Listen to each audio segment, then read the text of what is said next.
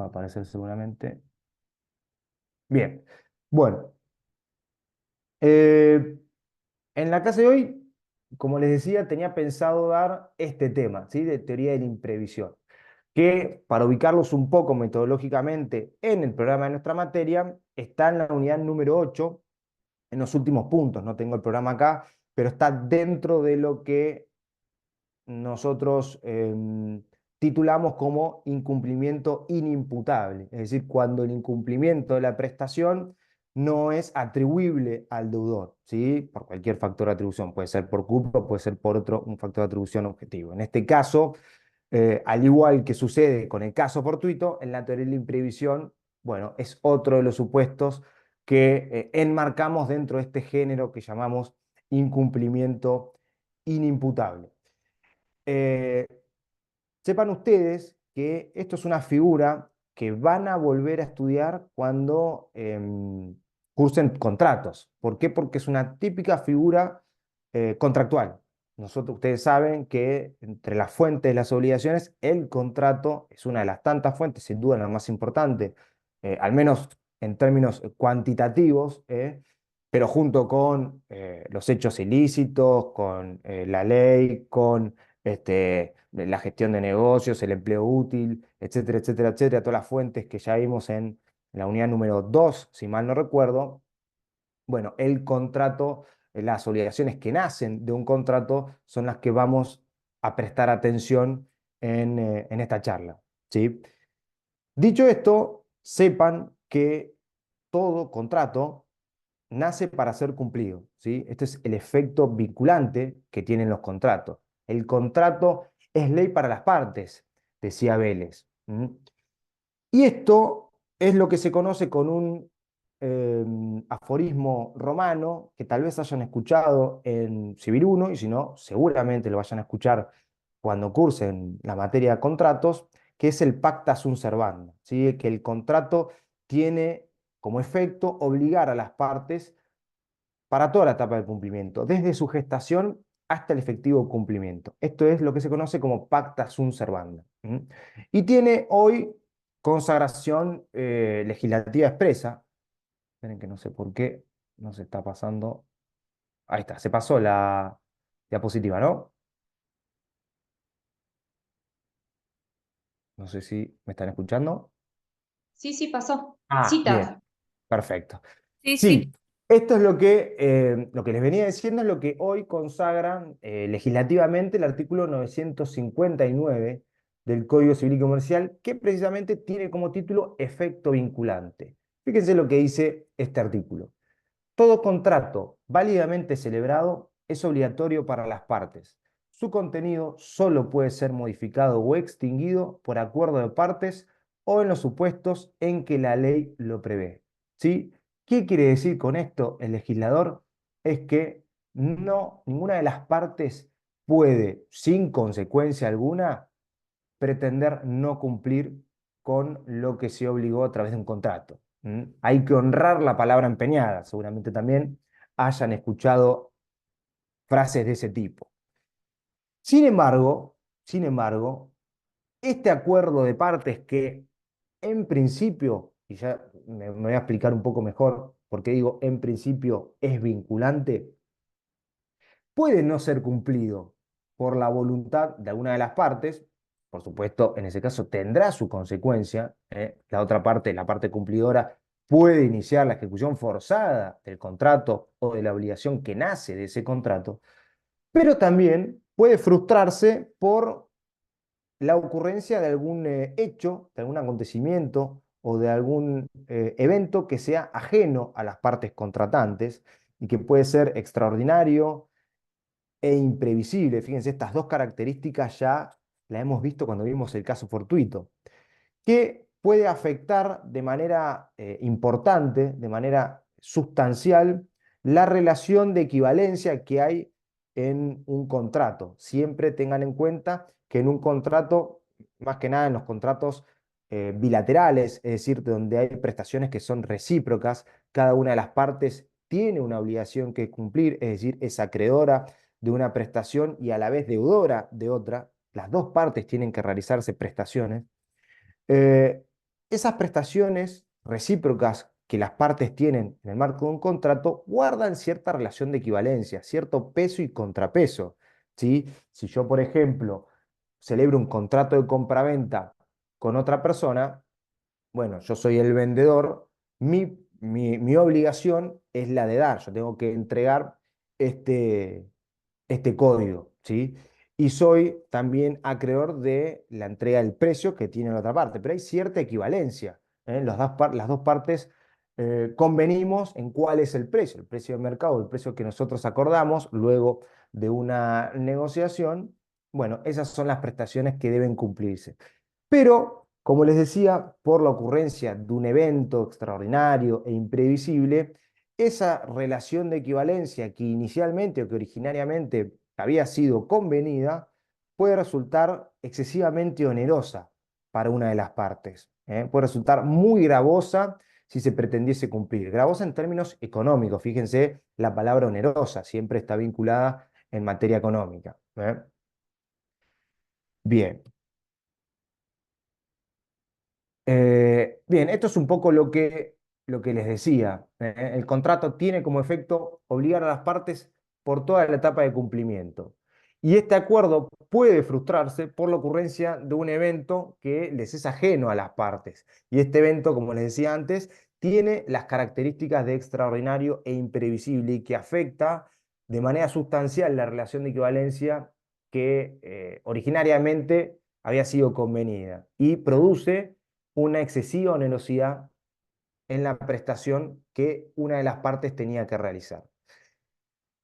Eh, y en ese caso resulta aplicable precisamente este instituto de la imprevisión.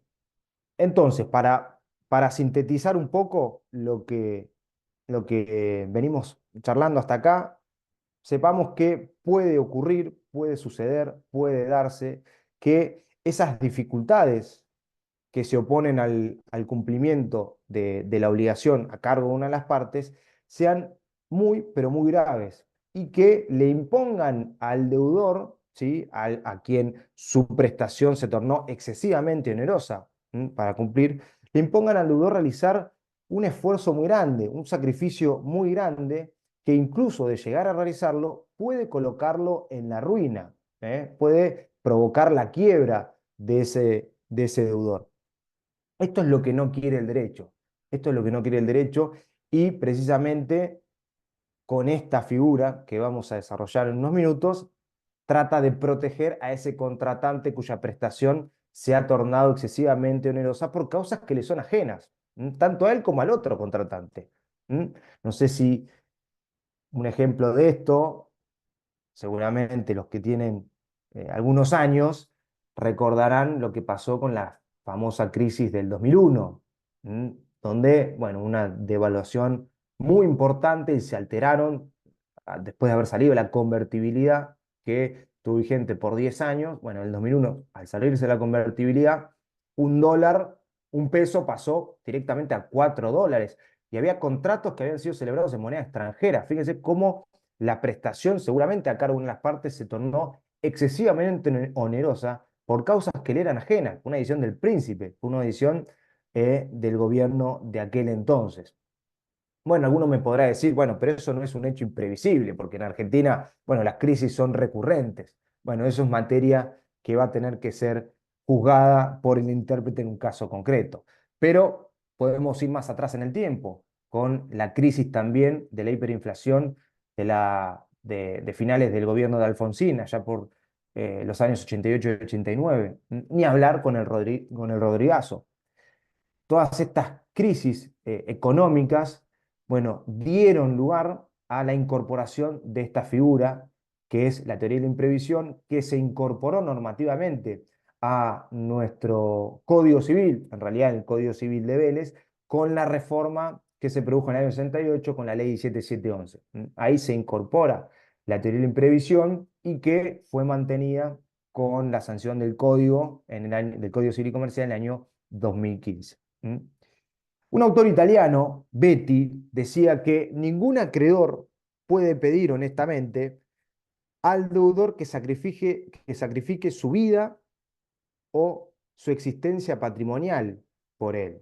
Fíjense, llevándolo a casos muy, muy extremos, de, en caso de que el acreedor pretenda cumplir, que el deudor cumpla con la prestación que originariamente se obligó, en la forma en que se tornó excesivamente onerosa por este hecho imprevisible, bueno, podría afectar hasta su vida, podría afectar su existencia patrimonial, dice Betty. Bueno, esto es lo que el derecho no tolera y pretende evitar a través de figuras como esta, como la teoría de la imprevisión.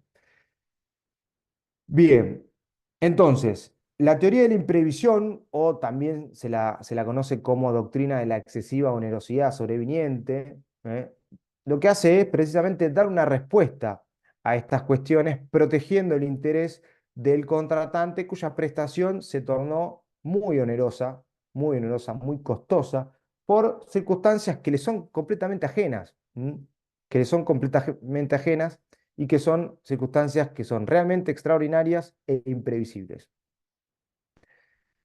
Eh, ¿Cómo se conoce a esta figura? Tiene distintas denominaciones, yo puse ahí algunas. Se llama normalmente teoría de la imprevisión o doctrina de la excesiva onerosidad sobreviniente. Por ejemplo, en Francia se la conoce como doctrina de la excesiva onerosidad sobreviniente. También como lesión sobreviniente, acá haciendo un paralelo con la lesión como vicio del acto jurídico, que ustedes como expertos en derecho civil ya conocen. Ahora vamos a ver después algunas de las diferencias que tiene la imprevisión con la lesión subjetiva, como se la conocía antes. También se la conoce como teoría de la desaparición de las bases del negocio o teoría del desequilibrio de las prestaciones, de la presuposición o también con el nombre de ciertas cláusulas que pretenden justamente resguardar a los contratantes ante este tipo de eventos. Se las conoce como cláusulas rebus sic stantibus. Todos estos son sinónimos de lo que para nosotros es teoría de la imprevisión a secas. Bien, eh, esto un poco ya lo comenté, lo que caracteriza a la teoría de la imprevisión es justamente el procurar proteger el interés del contratante cuya prestación se volvió excesivamente onerosa por causas o por circunstancias que son imprevisibles, son extraordinarias. Lo que intenta digamos, el fundamento, para decirlo de alguna manera, de esta teoría es intentar que el contrato se reajuste, que el contrato, que esa balanza que ustedes siempre tienen que tener presente se desequilibró, bueno, se vuelva a equilibrar, a través de un reajuste de las prestaciones, de las condiciones negociables. Vamos a ver que eso es uno de los efectos, el reajuste. El otro es directamente la resolución, salirse del contrato, cuando ya es sumamente gravoso o imposible de cumplir con esta prestación que, repito, es muy, muy, muy costosa para una de las partes. Bueno, si no puede llegarse a un reajuste, directamente el contrato se resuelve y vamos a ver qué consecuencias trae esta resolución. Pero, en definitiva, como les pongo ahí en pantalla, lo que se procura es reajustar el contrato que se volvió sumamente gravoso para una de las partes y restablecer el equilibrio económico que inicialmente tuvieron en cuenta estas partes al momento de contratar, al momento de vincularse jurídicamente. Por supuesto que ya vamos a ver a qué contrato se aplica, pero les adelanto que se trata de contratos que son de larga duración, es decir, cuyas prestaciones se mantienen en el tiempo o cuya prestación se realiza en forma periódica. En este tipo de contratos, no cuando el contrato es instantáneo, es decir, que finaliza con el cumplimiento de una única prestación, en este tipo de casos, por supuesto que eso no aplicaría. Son contratos que están pensados para mantenerse en el tiempo. Bien, ¿cómo está regulado el Instituto de la Imprevisión o de la teoría de la imprevisión en nuestro Código Civil y Comercial? Que tiene les adelanto, ¿no? Una regulación que es casi la misma que la que tenía el Código de Vélez con la reforma producida por la ley 17711. ¿Mm? Está en el artículo 1091 que ustedes ahí tienen en pantalla. Fíjense lo que dice. Dice, Si en un contrato conmutativo de ejecución diferida o permanente, fíjense que acá ya está dando a qué tipo de contrato se aplica. Esto es importante. Si en un contrato conmutativo de ejecución diferida o permanente, la prestación a cargo de una de las partes se torna excesivamente onerosa por una alteración extraordinaria de las circunstancias existentes al tiempo de su celebración, siempre tiene que ser una circunstancia que no es originaria, que es sobreviniente, un hecho extraordinario sobreviniente.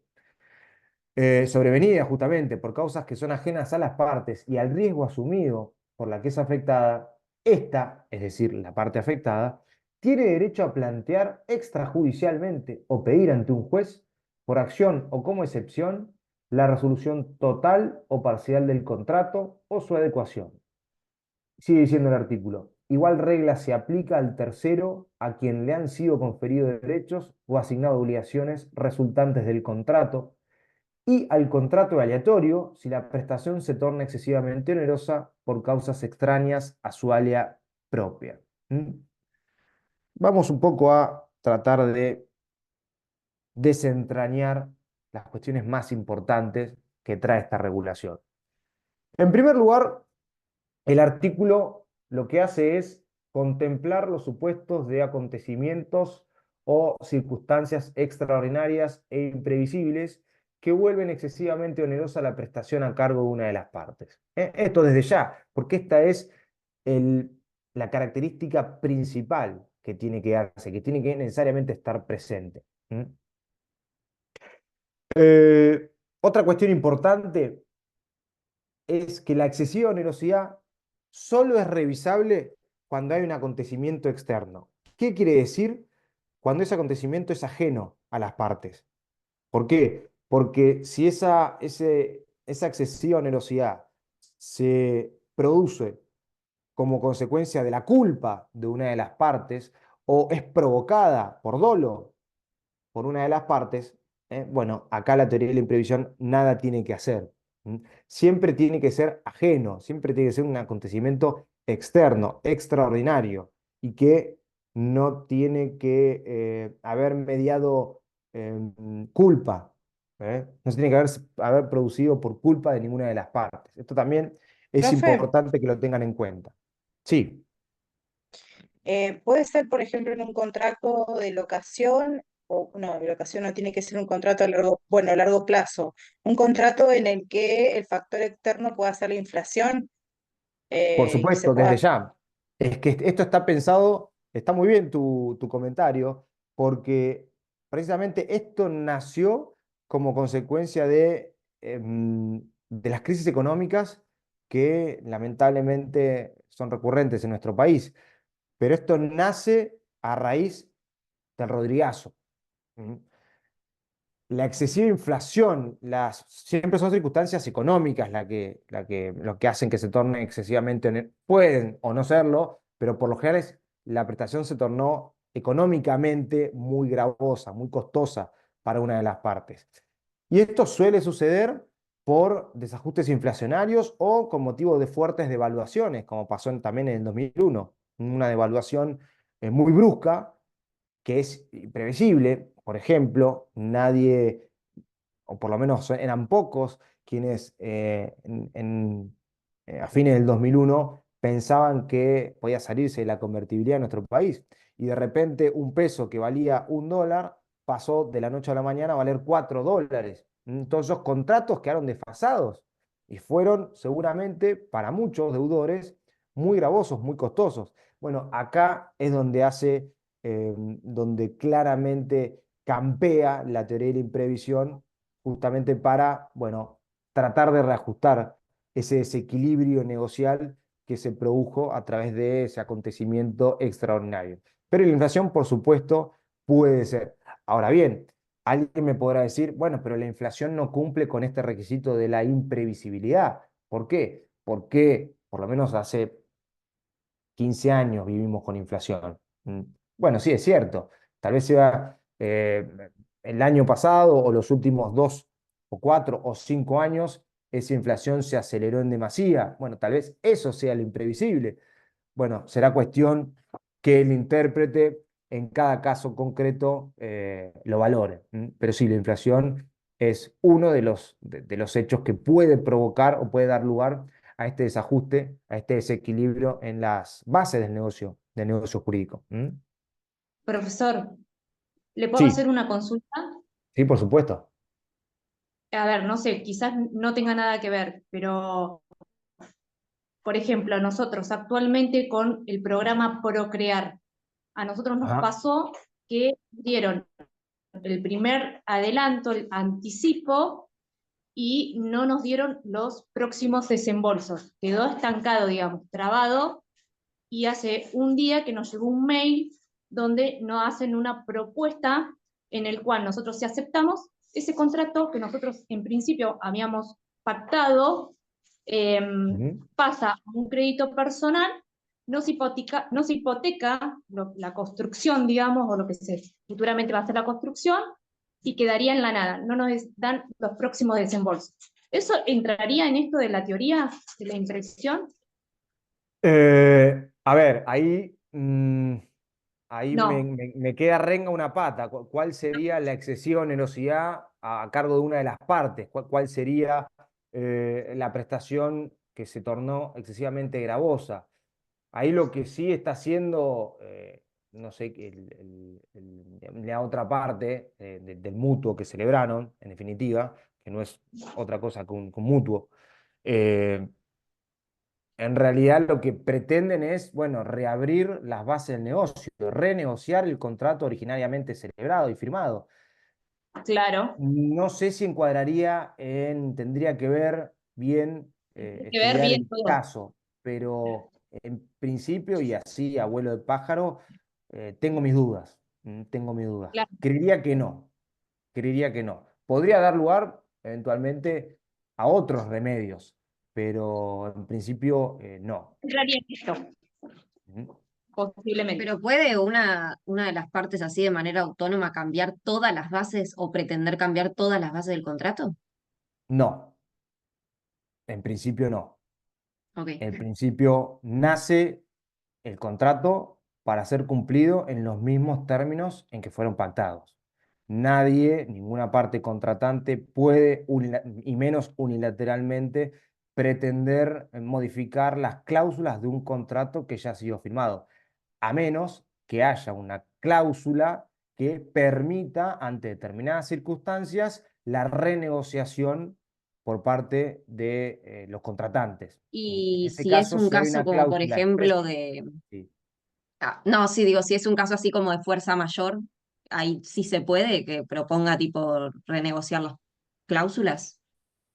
Bueno, a ver, hay casos en donde se permite la renegociación, pero es una renegociación que es bilateral, no es unilateral. Por ejemplo, la frustración del fin del contrato, cuando el fin que las partes tuvieron en miras al momento de contratar, pues cuando ese fin se frustra, puede dar lugar a, bueno, una renegociación, pero esa renegociación tiene que ser consensuada, no puede ser impuesta frente Profe, a la perdón, imposibilidad, un segundito, frente a la imposibilidad de renegociar, bueno, quedarán eventualmente otros remedios típicamente contractuales, como puede ser la resolución del contrato, salirse del contrato y las prestaciones que se hicieron quedaron firmes y las que no, si una de las partes cumplió y la otra no, bueno, tendrán que restituirse las prestaciones y eventualmente demandar los daños y perjuicios como que esa resolución del contrato puede haberle generado o directamente la rescisión, que también tiene un efecto parecido, que permite también salirse del contrato. En esos casos sí, pero hay que ver cada cláusula, hay que ver el contrato, si fue instrumentado por escrito, que contiene. Por eso, en principio, la respuesta es no. Nadie puede pretender alterar las cláusulas que fueron estipuladas en un inicio. ¿Mm? Perfecto, gracias. No, al contrario. Sí, no sé si Romina quería hacer una pregunta. sí, pero la respondió seguidamente, así que gracias. Ah, bueno, bueno. Perdón que no la No, dejé ahí meter no, bocadillo. Quería terminar la no, por idea. favor. Bueno, Profe, eh, sí, los factores ambientales, por ejemplo, pueden ser como también un caso extraordinario, por ejemplo, no sé, un a ver. contrato celebrado, no sé, estoy pensando, en un campo donde se siembra soja Ujú. y hubo sequía o algo, un factor ambiental. Y se volvió, o sea, la carga onerosa se volvió para una de las partes difícil de pagar porque no tuvo la producción necesaria para afrontar ese gasto por un factor ambiental que, bueno, que no llovió o algo que pueda pasar, no sé, no se me ocurre otra cosa por ahí del ambiente. Pero eso se puede llegar a aplicar en ese caso, que la justicia vaya a equilibrar un poco ese contrato, o sea, ese pago, o no Está sé muy si me bien su expliqué. ejemplo. Sí, sí, está muy bien su ejemplo. Sí, sí, sin ninguna duda podría suceder en esos casos. Ahora, en materia de contratos agropecuarios, que es el caso que usted está dando, Sí. em, bueno, entre los riesgos que asumen las partes, indudablemente está el factor climático. Está la Ah, ok. posibilidad de una sequía, está la posibilidad de una helada que también puede echar a perder la cosecha. Por lo tanto, eso no sé si son acontecimientos que son imprevisibles. Entonces, Claro. ahí ese requisito es el que tal vez no estaría del todo configurado. Pero podría ser, podría darse. Supónganse en un, no sé, en un terreno donde nunca hubo helada, jamás en la vida, nunca hubo helada, estoy inventando. Y de repente cae Sí. una helada, bueno, ahí sí, claramente es un acontecimiento imprevisible que en caso de haber echado a perder la cosecha y no se produjo una imposibilidad de cumplimiento, sino que se volvió excesivamente onerosa a cargo de una de las partes, bueno, podría dar lugar a la teoría de la imprevisión, sin ninguna duda, en ese caso sí. Habría que ver también el supuesto particular, ¿eh? Pero, a ver, le doy otro caso, pensando ahora, supónganse el siguiente ejemplo, bien burdo para que lo podamos entender. Supóngase que eh, yo contrato un delivery de pizza, para que me traiga una pizza. ¿M? Y yo vivo en, supónganse, no sé, una ciudad que tenga un puente, un puente con... Supónganse que yo vivo en Nueva York, en Manhattan, donde está el puente, hay un puente, el puente de Brooklyn, creo que es, entre tantos otros. Bueno, y el delivery, la casa de pizza, la tiene el otro lado del río Hudson. ¿Eh? Y por un acontecimiento de la naturaleza, puede ser un terremoto, un relámpago o lo que sea, se derriban todos los puentes, o un hecho del príncipe, puede ser una guerra, se derriban todos los puentes. A ver, a mí todavía me deben la pizza porque puede ser que me cumplan. En vez de ir en la moto, bueno, pueden eventualmente contratar un helicóptero, y me la pueden llevar en helicóptero. Ahora, claramente en ese caso, la prestación va a ser muchísimo más costosa para el deudor, para mi deudor. ¿Por qué? Porque tiene que salir a contratar un helicóptero o un avión o lo que sea. Y bueno, obviamente la contraprestación es una pizza. Entonces, en este caso, fíjense cómo podría dar lugar a la teoría de la imprevisión. Estoy diciendo un ejemplo burdo que acabo de inventar, pero bueno, podría suceder también.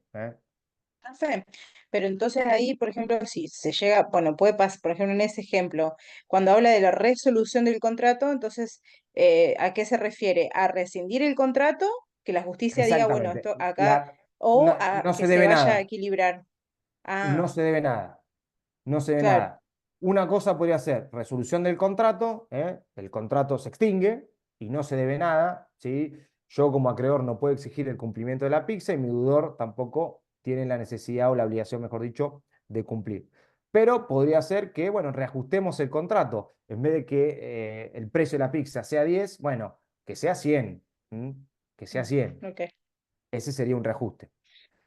bien. Bien, sigamos un poquito más, avancemos. Entonces, lo que sí tenemos que tener en cuenta es esto que le pongo acá al final de este slide que dice, todo negocio causa ganancias o pérdidas que forman parte del riesgo normal previsto por las partes, el caso del contrato agropecuario.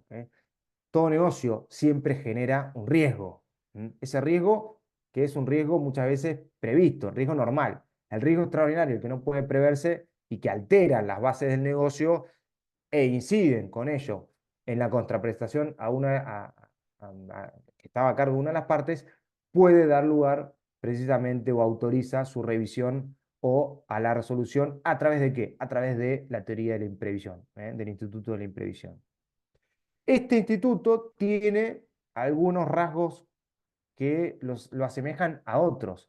Algunos ya los mencioné. Caso fortuito es uno y la lesión es otro. Tienen algunos rasgos similares. Fíjense con el caso fortuito.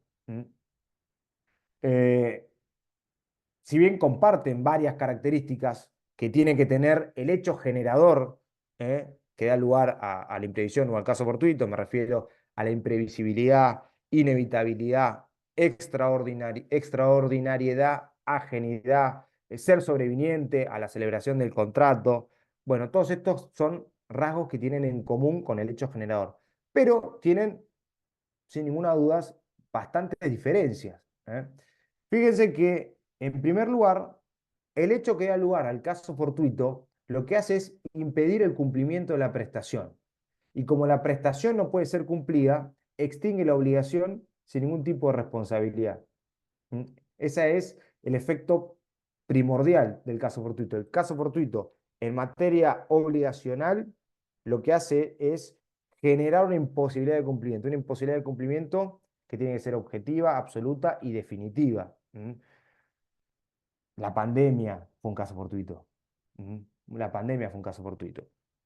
En cambio, en la imprevisión, la excesiva onerosidad es una circunstancia que dificulta el cumplimiento, no que impide el cumplimiento, sino que lo dificulta, lo hace más costoso, más gravoso, pero lo que no hay es una imposibilidad de cumplir con los requisitos de absoluta y objetiva.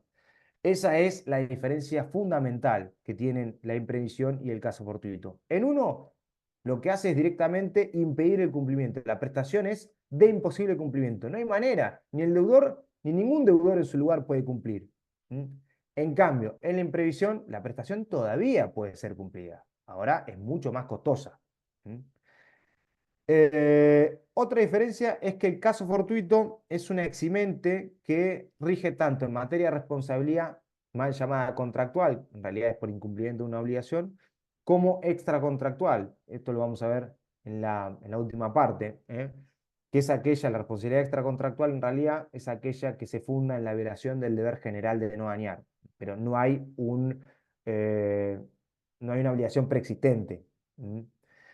En cambio, la imprevisión solo se aplica en algunos supuestos de responsabilidad contractual. Necesariamente tiene que haber un contrato, y un contrato con determinadas características, no cualquier contrato. Ya vamos a ver cuáles son. Y también tienen algunas semejanzas y diferencias con la lesión.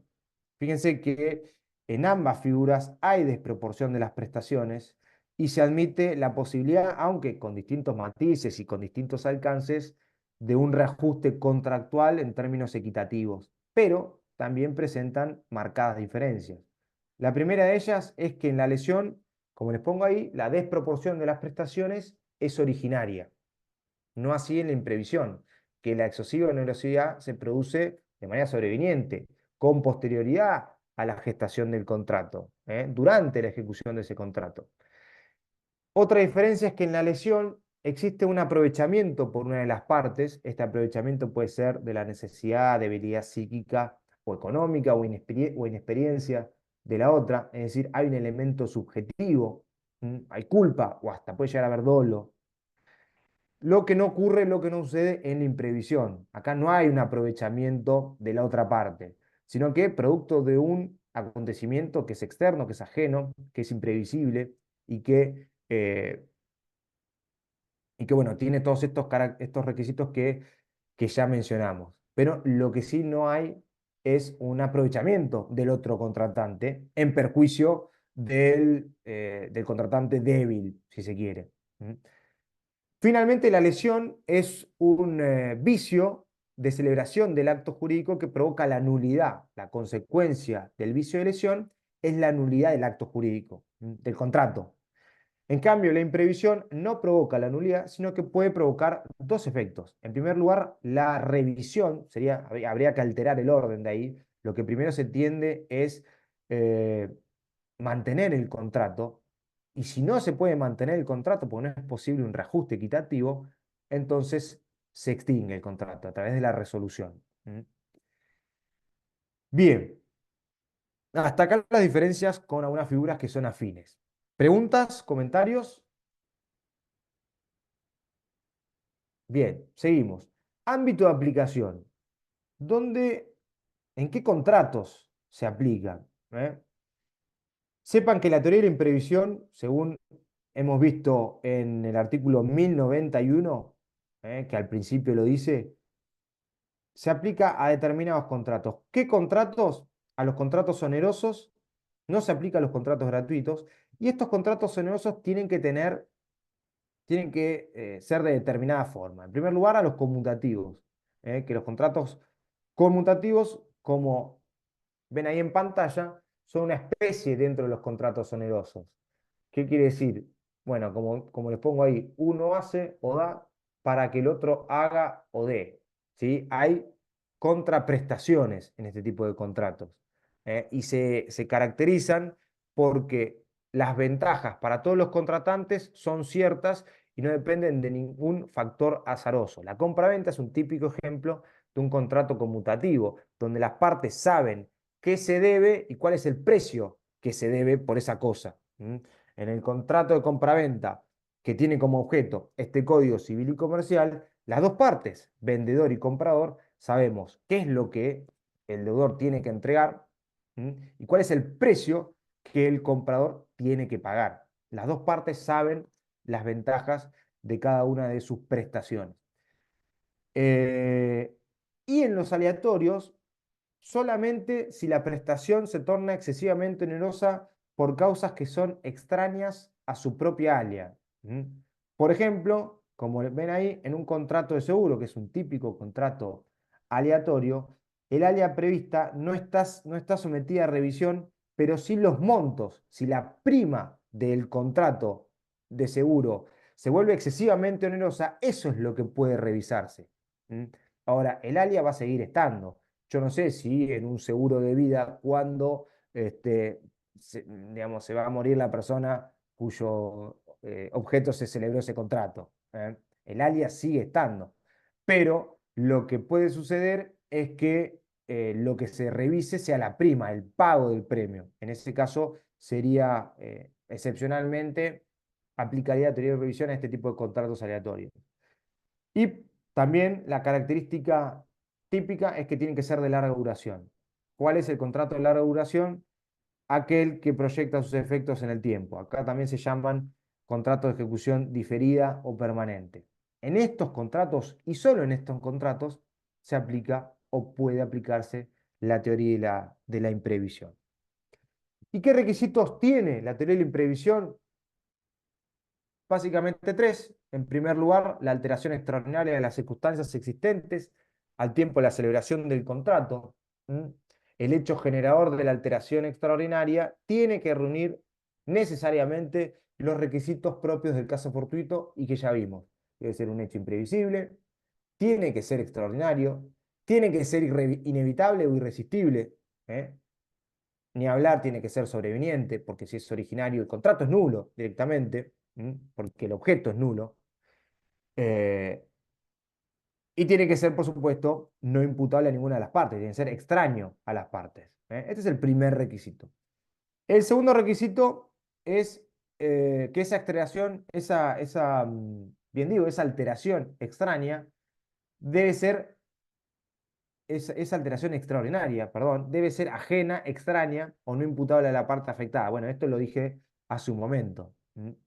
Quien se encuentra en mora, el deudor que se encuentra en mora, antes que el hecho imprevisible y extraordinario pueda afectar la equivalencia de las prestaciones, tengan en cuenta que no puede invocar la teoría de la imprevisión. ¿Qué quiero decir con esto? que el deudor moroso, que ya está en mora y que con posterioridad a su mora acontece este hecho imprevisible e inevitable que torna excesivamente la prestación que ya debía y que ya había sido constituido en mora, bueno, no puede invocar, no puede alegar la teoría de la imprevisión. Tengan en cuenta eso también. No tiene que haber mora por parte del deudor que pretende hacer valer los efectos de la teoría de la imprevisión. No tiene que estar en mora. Bien. Y por último, la excesiva onerosidad sobreveniente de la prestación. Esto va de suyo. Fíjense cuántas veces hablamos de que la prestación tiene que haberse vuelto muy costosa económicamente. Este hecho extraordinario tiene que provocar necesariamente una excesiva onerosidad en el cumplimiento de la prestación. Obviamente la prestación que esté a cargo de una de las partes, no de las dos partes. Siempre tiene que ese desequilibrio de la balanza perjudicar a una de las partes, no a las dos, siempre a una. Y esta excesiva onerosidad tiene que ser entendida como desmesurada, exorbitante, intolerable para la persona del deudor. Fíjense como habíamos visto que Betty decía, bueno, puede poner en riesgo hasta la propia vida o la existencia económica de la persona. Un sacrificio enorme tiene que provocar esta excesiva onerosidad. Eh, en estos casos, fíjense cómo tiene la suficiente entidad para, ¿cómo decirlo? Para degradar la ecuación negocial. Tiene que desnaturalizar el contrato. Eso es lo que tiene que presentarse cuando hablamos de excesiva onerosidad sobreveniente de la prestación. Y Fe, muy bien, sí, se me viene por ahí a la cabeza el tema de lo que pasó ahora con el tema de la inflación, las prepagas para los jubilados, que los jubilados por ahí intercedían ante la justicia para que los aumentos, que eran muy excesivos y que obviamente ellos con la mínima no lo podían afrontar, entonces es como que ahí se les bajaba o no les cobraban ese aumento. ¿Puede ser algo así también que sea que ahí se aplique esa teoría? sí, a ver, es buena tu pregunta y esto es algo realmente que tiene mucha actualidad. Mayormente con la pandemia, o mejor dicho, con posterioridad a la pandemia, los primeros 2 años después de que salimos de la pandemia y que se dejó sin efecto el aislamiento social preventivo obligatorio, ustedes se acordarán. En los tribunales se llenaron de demandas en las que se alegaba, frente a un incumplimiento de una de las partes, se alegaba el caso fortuito y también la teoría de la imprevisión. Muchas veces alegando la terrible inflación que se produjo con posterioridad, sobre todo a fin del año pasado y a fin del 2022 y a fin del año pasado. ¿Qué es lo que en general fue diciendo la jurisprudencia, las sentencias? Eh, que no estaba presente el requisito de la imprevisibilidad. No quiere decir que, a ver, esto sea unánime, pero Mm, mayormente no hacían lugar a esta, pues se puede deducir como excepción frente a una demanda de cumplimiento de un contrato, la parte demandada, el deudor que no cumplió, puede oponer como excepción la imprevisión para defenderse y decirle, señor juez, solicito la resolución del contrato o el reajuste equitativo. En general, como entienden la jurisprudencia que no se da el requisito de la imprevisión, porque en nuestro país las crisis son recurrentes, las crisis claro. vivimos en crisis. Entonces, eso no quiere decir que en algún caso en particular, como el que usted menciona de los jubilados, bueno, se pueda echar Mm, mano a la teoría de la imprevisión. ¿Eh? Puede ser. Ya le digo, a veces es un poco casuístico y hay que circunscribirse al caso en concreto que se está juzgando. está bien. En otros casos sí se hizo lugar en la imprevisión. ¿Eh? Eh, por ejemplo, en materia del cepo, también. Contratos que habían sido durante el gobierno de Macri, pactados en moneda extranjera, y después vino el cepo cambiario, se restringió el acceso libre de cambio, perdón, el acceso a los dólares, y mucha gente se vio imposibilitada de cumplir, de honrar con su palabra a través de la entrega de dólares, alegando, bueno, el cepo y la imposibilidad de cumplimiento. Y en realidad también la jurisprudencia, de nuevo, bueno, acá no hay una imprevisión, e incluso, si bien no hay una imposibilidad de cumplimiento tampoco, porque eventualmente puede resultarle más gravoso si adquiere a través de la compra y venta de un bono, como el dólar MEP, que ahora se puede hacer incluso desde las aplicaciones hasta de Mercado Pago. Por lo tanto, rechazaban esta excepción de la teoría de imprevisión. No obstante,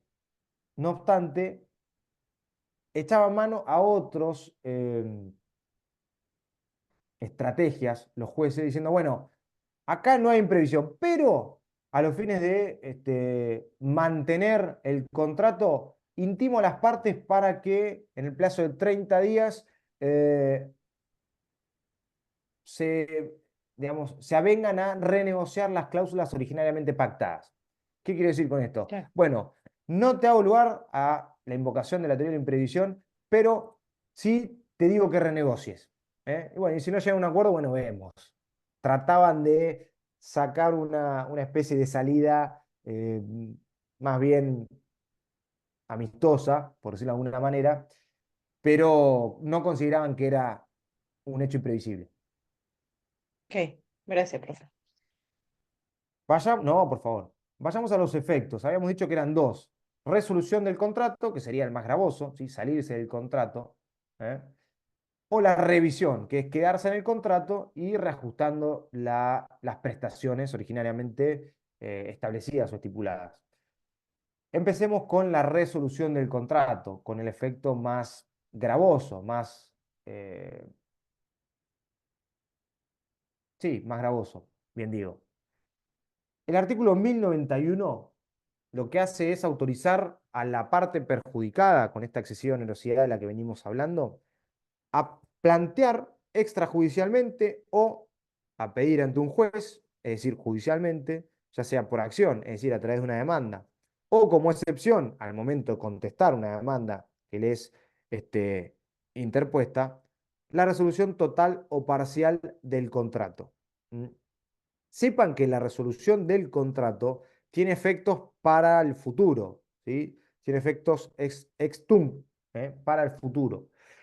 Si el hecho imprevisible se produce después que se cumplió con una de las prestaciones y antes que el beneficiado con, digamos, la excesiva onerosidad haya ejecutado la suya, la resolución que produce es que el demandado tiene que restituir lo recibido y el actor quede liberado de cumplir. Es decir, si una de las partes cumplió y el otro no, bueno, el que cumplió tiene que devolverse lo que cumplió y el que no cumplió queda liberado de cumplir. ¿Mm? Si el que cumplió fue el demandado, es decir, el deudor, por lo general es el deudor quien se vio perjudicado por la excesiva onerosidad, para decirlo de alguna forma, la resolución implicará que el actor, es decir, el acreedor que demanda el cumplimiento, restituya la prestación debida y se libere de ejecutar la que tenía que realizar. ¿Se entendió? Y la demanda de resolución contractual por imprevisión, esto es importante, la sola demanda lo que hace es suspender los efectos del contrato. Es decir, que las partes no tienen que cumplir nada, hasta tanto el juez resuelva a través de una sentencia esa pretensión judicial. La sola demanda suspende los efectos del contrato. Y el otro efecto es la revisión. La revisión o renegociación del contrato. ¿Qué es lo que puede hacer el afectado? Pedir judicial o extrajudicialmente, no la resolución, sino la adecuación. Sino, juez, yo quiero quedarme en el contrato, pero quiero que se reajuste equitativamente, equilibrando nuevamente las prestaciones. También la parte no perjudicada por la excesiva onerosidad puede impedir la resolución del contrato y ofrecer mejorar su prestación, ofrecer mejorar la, la prestación que tenía a su cargo, para evitar la resolución del contrato. Esto, por supuesto, que es una consecuencia de ese principio que ustedes ven en pantalla, que es el principio de conservación del contrato. No solamente el afectado puede pedirlo, sino que la parte que se vio beneficiada con esa excesiva onerosidad puede solicitar no la resolución, sino el reajuste. Frente a una demanda por resolución del contrato en base a la imprevisión, puede defenderse solicitando el reajuste. Eso es lo que nos está queriendo decir este artículo 1091. Y por último, y con esto ya prometo que los libero, quería plantear con ustedes una pregunta que es la siguiente. Quería saber ¿qué les parece? Si es válida la renuncia anticipada a invocar la aplicación de la teoría de la imprevisión. ¿Mm? O dicho en otros términos, ¿pueden las partes pactar en forma anticipada, en una cláusula, en el contrato, que renuncian a eventualmente invocar, en caso de que suceda un hecho extraordinario, imprevisible, esta teoría de la imprevisión? ¿Es posible esto o no? ¿O sería una cláusula nula? Sí, Bárbara, perdón, tenés la mano levantada, no te había visto. ¿Querés resolvemos esto y después pregunto? Bueno, cómo no. Eh, Acá tenemos que distinguir. Si estamos en presencia de contratos paritarios, los contratos paritarios son los contratos negociados, ¿sí? Donde se diferencian los contratos paritarios de los contratos de adhesión y los contratos de consumo. Los contratos de adhesión son aquellos en los que una de las partes adhiere a las cláusulas que son predispuestas por otras, son contratos formularios. Y los contratos de consumo, que suelen tener este tipo de características, además están vinculados entre un proveedor y un consumidor, ¿sí? Que es un destinatario final.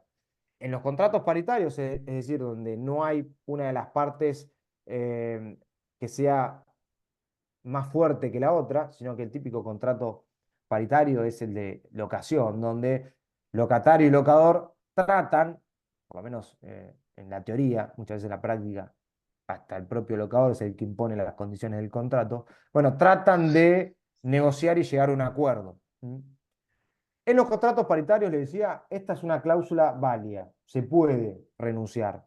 Es un supuesto parecido al que se da cuando es el deudor el que asume los efectos del caso fortuito.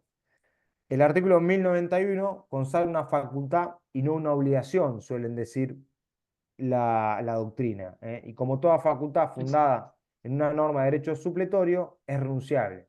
Esto es importante. El artículo 1091 es una norma que no es imperativa, es una norma supletoria. ¿Qué quiere decir? Que las partes pueden dejarla de lado en uso de la autonomía de la voluntad. Sepan que la autonomía de la voluntad es uno de los principios fundamentales en materia de derecho privado y de derecho de los contratos específicamente.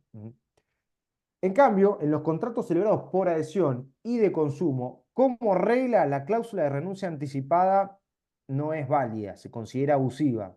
¿Por qué? Porque implica una renuncia anticipada a los derechos del consumidor, en el caso de los contratos de consumo, o del adherente en los casos de los contratos celebrados por, por adhesión. Por lo tanto, solamente, para sintetizar, es válida una cláusula de este tipo, es decir, una renuncia anticipada a hacer valer los efectos de la teoría de la imprevisión en los contratos paritarios.